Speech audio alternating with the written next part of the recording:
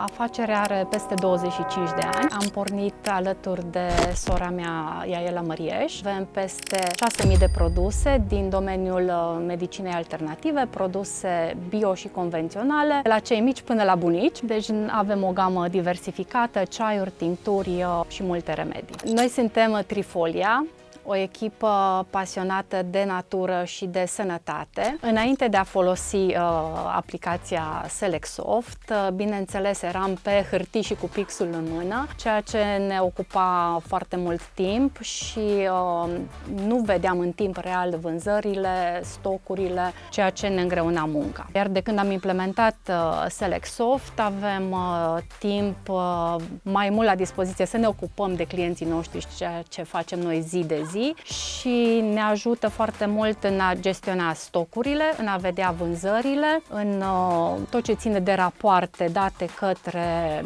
contabilă, rapoarte date către colaboratorii noștri. Provocarea cea mai mare am avut-o la inventariere, pot să spun, pentru că a lua 6.000 de tipuri de produse și a le nota și a vedea într-adevăr evidența lor era un timp foarte mult pierdut, iar acum facem inventarul într-o zi. Controlul nu-l aveam asupra comenzilor făcute. Acum, datorită aplicației, automat se vede ultimul produs ieșit și automat se pune comanda, ceea ce face stocurile să fie tot timpul pe nevoia clienților și la noi să fie mult mai ușor de gestionat. SelectSoft ni s-a părut cea mai, să spun, comodă aplicație și ușor de implementat pentru noi, având o gamă foarte mare de produse și aici am găsit înțelegerea de care noi aveam nevoie, nemai lucrând niciodată cu un asemenea soft. Suportul tehnic este foarte la îndemână și aici cred că ne-a dat acel confort de care spuneam, pentru că în momentul când avem o problemă sunăm telefonic și în câteva minute ne preia o colegă și ne ajută să trecem peste problemă. O provocare am avut în momentul în care am decis să trecem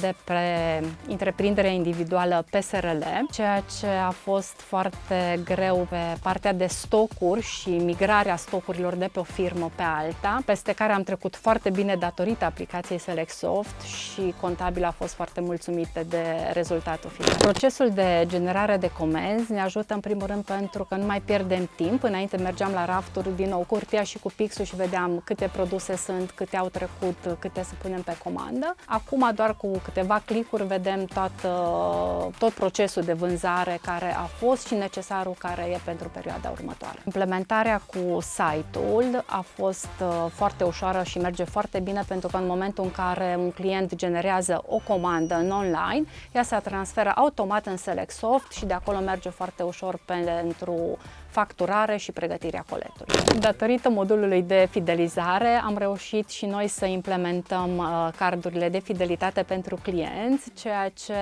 îi mulțumește foarte mult și sunt bucuroși că fac parte din familia Trifolia. Dacă SelectSoft n-ar exista de mâine, cred că aș închide magazinul.